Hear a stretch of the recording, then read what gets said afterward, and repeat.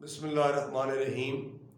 کوئی بھی شخص ہے، بیماری حق ہے، کسی بھی طرح سے کوئی بیماری بندے کو لگ سکتی ہے، کوئی پریشانی بن سکتی ہے۔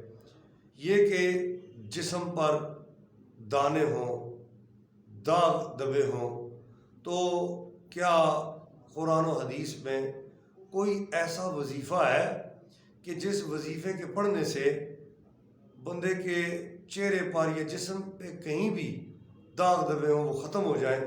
تو ہاں، قرآن کریم کی سورہ بقرہ میں اللہ تعالیٰ کا ارشاد گرامی ہے، مسلمۃ اللہ شیعتا فیہا۔